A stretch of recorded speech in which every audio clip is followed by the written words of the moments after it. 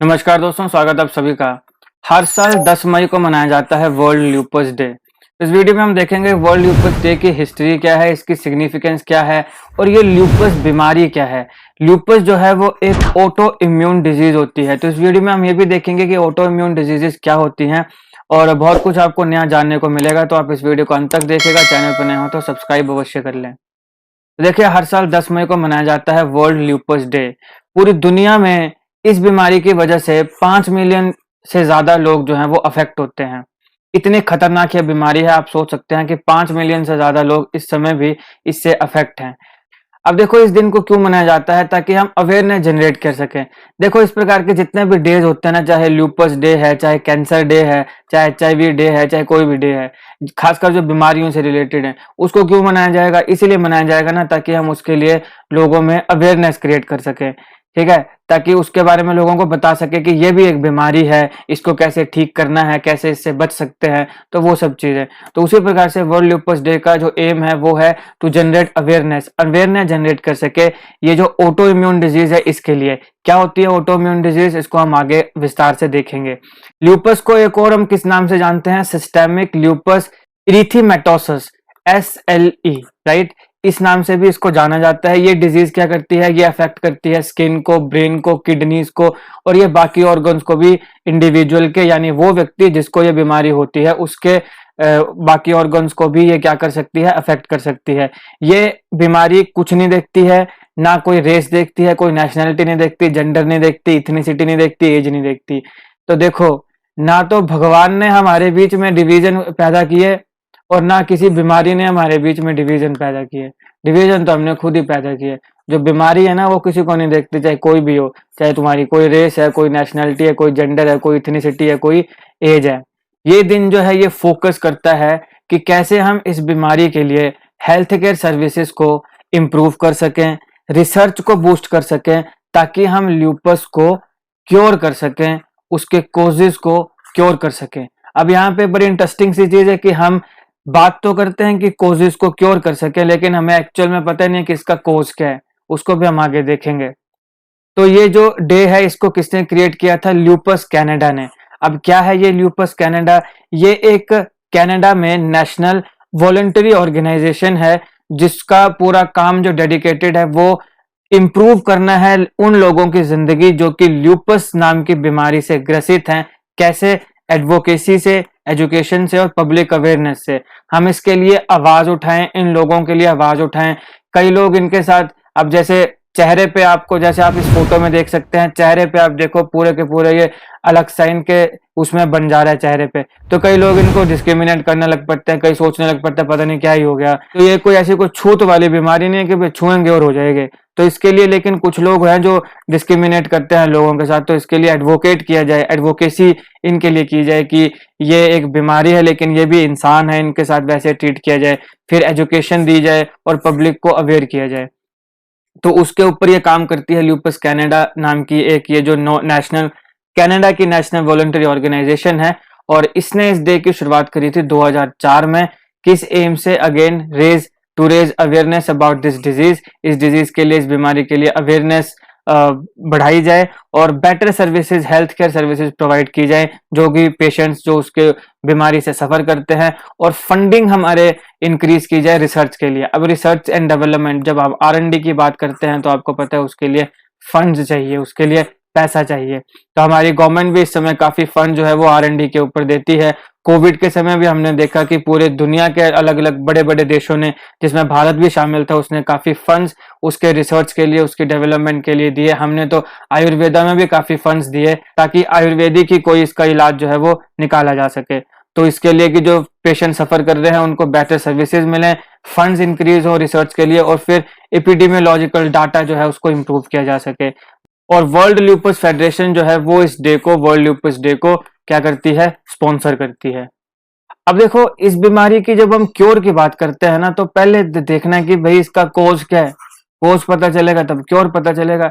अब इस बीमारी का एग्जैक्ट कोज आज दिन तक हमें पता नहीं है, लेकिन ऐसा मान लिया जाता है कि कुछ फैक्टर्स हैं जिनकी वजह से बीमारी हो सकती है, जिसमें है जीन्स। ठीक है ना। अब अगर जीन्स किसी के, मान लो कि जीन्स में कोई खराबी आ जाती है, म्यूटेशन आ जाती है, तो हो सकता है उसकी वजह से बीमारी होती हो, या फिर हार्मोनल डिसबैलेंस की वजह से बीमारी होती हो, या फिर एनवायरनमेंट की वजह से कि ये बीमारी होती हो कि कोई एनवायरनमेंट अच्छा नहीं लगा किसी व्यक्ति को, है ना, तो शायद चेहरे पे जिस प्रकार के रैशेज है वो सब आगे, या जो भी है।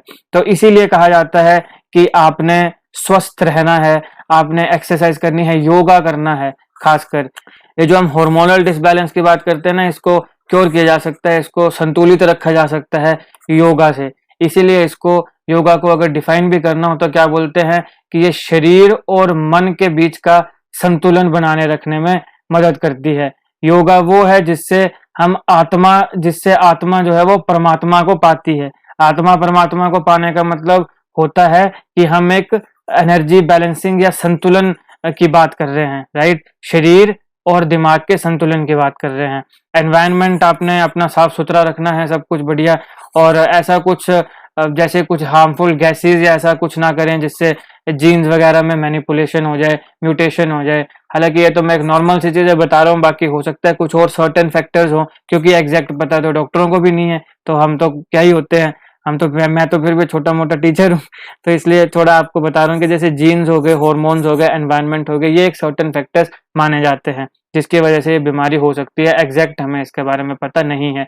अब इसके सिम्टम्स की अगर हम बात करें तो ये सिम्टम्स सडनली भी आ सकते हैं, मतलब एकदम ही आपको आगे आपको पता ही नहीं चला, या फिर स्लोली डेवलप हो सकते हैं कि धीरे धीरे करके सिम्टम्स आ रहे हैं, एकदम से फिर पूरा चेहरा खराब हो गया, पूरी बॉडी में वो सिम्टम्स देखने को लग पड़े, लेकिन ये सडनली भी हो सकता है। फिर ये जो बीमारी है ये सीवर भी हो सकती है, माइल्ड भी, कि छोटी मोटी बीमारी है, मतलब ठीक है, थोड़े थोड़े चेंजेस तो आ रहे हैं बॉडी में, लेकिन वो इतना ज्यादा मतलब कि फ्रीक्वेंटली या इतना ज्यादा सडन चीज है वो आपको नहीं देखने को मिल रही है। या फिर सीवर भी हो सकता है, जो पूरी शक्ल ही खराब होगी, क्या हो गया। फिर ये परमानेंट भी हो सकता है कि फिर परमानेंट ही रहे, थ्रू आउट द लाइफ ये रहे, या टेम्परेरी भी हो सकता है कि कुछ समय के लिए रहे, बाद में नॉर्मल हो गए, ठीक हो गए। अगर हम बेसिक सिम्टम्स की बात करें तो इसमें क्या क्या होगा, फीवर आएगा, फटीगनेस होगी, फटीग का मतलब थक ही जाना, मतलब है ना, कुछ करने का मन नहीं करना। स्टिफनेस होगी, जॉइंट में पेन होगी, जोड़ों में दर्द होगी। फिर आपके फेस में बटरफ्लाई शेप रैशेज आपको देखने को मिलेंगे, जैसे कि आप इस फोटो में देख सकते हैं। बटरफ्लाई शेप के रैशेज आपको फेस में देखने को मिलेंगे, शरीर के बाकी हिस्सों में भी रैशेज जो है वो उसमें आएंगे। उसके अलावा स्वेलिंग आपको देखने को मिलेगी, सूजन आपको देखने को मिलेगी। अब इसके अलावा और क्या सिम्टम्स हैं कि टोज और फिंगर्स जो हैं, अगर कोई व्यक्ति या तो बड़ा स्ट्रेसफुल है, बड़े बड़े स्ट्रेसफुल पीरियड से गुजर रहा है, या फिर वो एक्सपोज होता है कोल्ड से, ठंड से, बड़ी ज्यादा ठंड में, तो क्या होगा, उसके जो टोज हैं, फिंगर्स हैं, वो ब्लू होने लग पड़ेंगे, टर्न ब्लू और व्हाइट, या तो ब्लू होने लग पड़ेंगे या सफेद से होने लग पड़ेंगे। ये इस बीमारी में होता है, ल्यूपस में, राइट। इसके अलावा चेस्ट पेन, छाती में दर्द शुरू हो जाएगी, शॉर्टनेस ऑफ ब्रीथ, सांस थोड़ा वो उसमें कमी आने लग पड़ेगी, सांस नहीं, बीच बीच में सांस ही नहीं आएगी। देन हेडेक, सर में दर्द होने लगेगी, ड्राई आईज, फिर ड्राई आईज के बाद मेमोरी लॉस होने लग पड़ेगा, और कंफ्यूजन होने लग पड़ेगी। तो ये देखो किस प्रकार से ये आपके ब्रेन को भी अफेक्ट कर रहा है, जैसे हमने पिछली स्लाइड में भी देखा था कि ये ब्रेन को, स्किन को, किडनी को अफेक्ट करता है। तो इस हिसाब से देखो मेमोरी लॉस और कंफ्यूजन भी इस बीमारी में होने लग पड़ती है। अब इसमें देखो ना, पूरा का पूरा ये तो जीन्स या फिर इसके साथ आपके साथ हॉर्मोन्स के साथ ही जुड़ा है ना, बात समझ रहे हो, हॉर्मोन्स के साथ ही तो जुड़ा है, मेमोरी लॉस, कंफ्यूजन, ये सब चीजें। तो ये सब बीमारियां, ये जो सिम्टम्स हैं इस बीमारी में देखने को आपको मिलते हैं। अब हम बात करते हैं, जैसे मैंने आपको बताया कि ल्यूपस जो है वो एक ऑटो इम्यून डिजीज है। तो ऑटो इम्यून से आप शब्द को देखिए, शब्द को तोड़िए। ऑटो का मतलब होता है सेल्फ, खुद ही, ठीक है ना, खुद ही। ऑटोट्रोप्स क्या होते हैं, ऑटोट्रोप्स आप सारों ने स्कूल में पढ़े होंगे। ऑटोट्रोप्स का मतलब होते हैं जो खुद ही अपना खाना बनाते हैं, जो खुद खाना बनाते हैं वो ऑटोट्रोप्स हुए। तो ऑटो का मतलब हो गया सेल्फ, खुद ही, और इम्यून का मतलब यहां पे हुआ इम्यूनिटी, आपका इम्यून सिस्टम, राइट। अब ऑटो इम्यून डिजीज को समझने से पहले आपको यह समझना पड़ेगा कि हमारा इम्यून सिस्टम कैसे काम करता है। तो इम्यून सिस्टम तो अपने आप में एक बहुत बड़ा टॉपिक है, इसके ऊपर तो एक अलग वीडियो बहुत बड़ी बनाई जा सकती है, लेकिन बेसिकली मैं आपको बताता हूं कि क्या होता है। मान लीजिए आपकी बॉडी है, ठीक है ना। अब इसमें आपके पास इम्यून सिस्टम है, आपके पास बी सेल्स हैं, टी सेल्स हैं, आपके पास WBCs एंड ऑल ये सब चीजें हैं।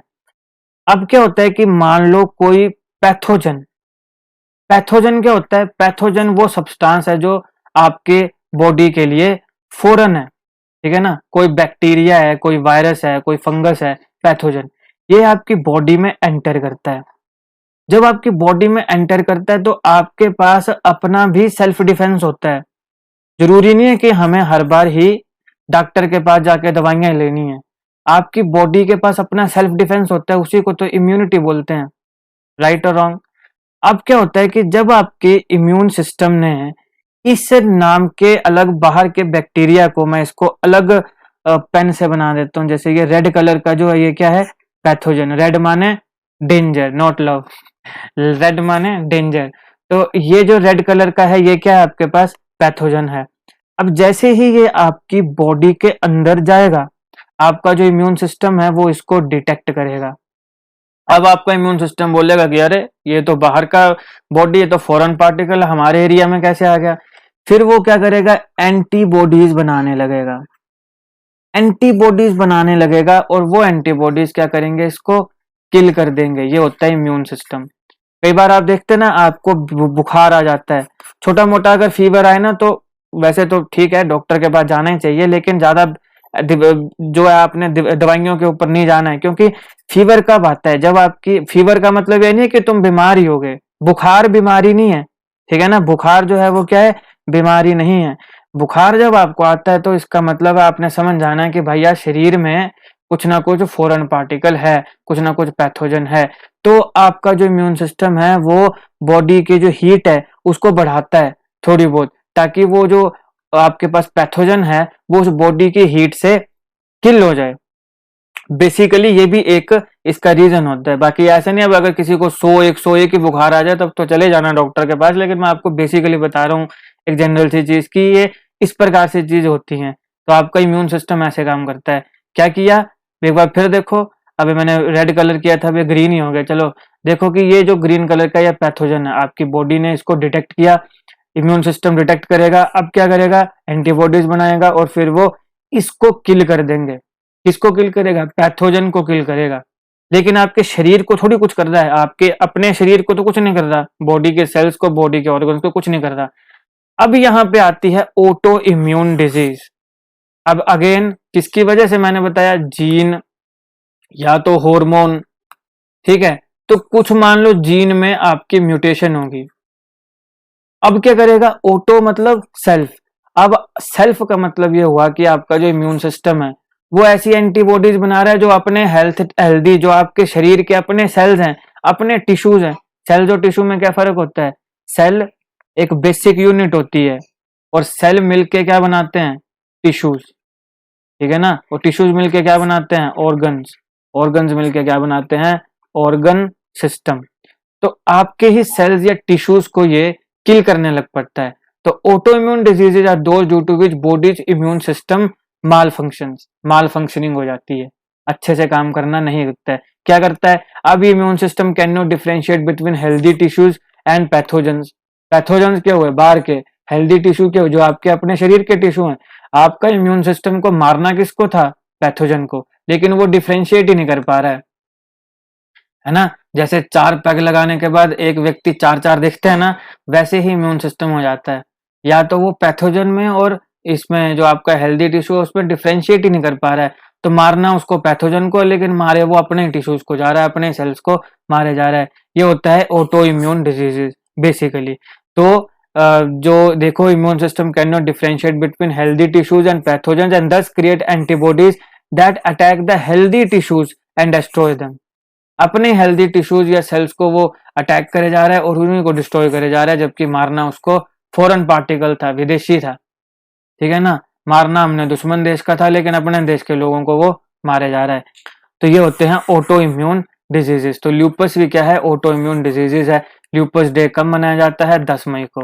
तो इस वीडियो में हमने ल्यूपस डे के बारे में देखा, ल्यूपस बीमारी के बारे में देखा, इसकी हिस्ट्री के बारे में देखा, कब से ये शुरुआत हुई थी। 2004 से ल्यूपस कनाडा ने इसकी शुरुआत करी थी। क्या एम है इसका? अवेयरनेस जनरेट करना, लोगों को अवेयर करना, फिर इसके रिसर्च के लिए, R&D के लिए जो पैसा है, फंडिंग है, उसको बढ़ाया जाए, उसको इंक्रीज करना, और इसके साथ साथ इसको एडवोकेट करना, एडवोकेसी करना कि किस प्रकार से हम इसको ठीक कर सकते हैं, किस प्रकार से हम इसे जो हेल्थ केयर सिस्टम है उसको और ज़्यादा बेहतर बना सकते हैं इस बीमारी को के क्योर के लिए। और फिर हमने देखा ऑटोइम्यून डिजीजेस। तो ये इस वीडियो का एनालिसिस था। आई होप आपको वीडियो अच्छी लगी हो। अच्छी लगे तो लाइक करिएगा, शेयर करिएगा, और ऐसे जीके वीडियोस के लिए आपको पता ही है क्या करना है, चैनल को सब्सक्राइब करना है। Thank you so much for watching.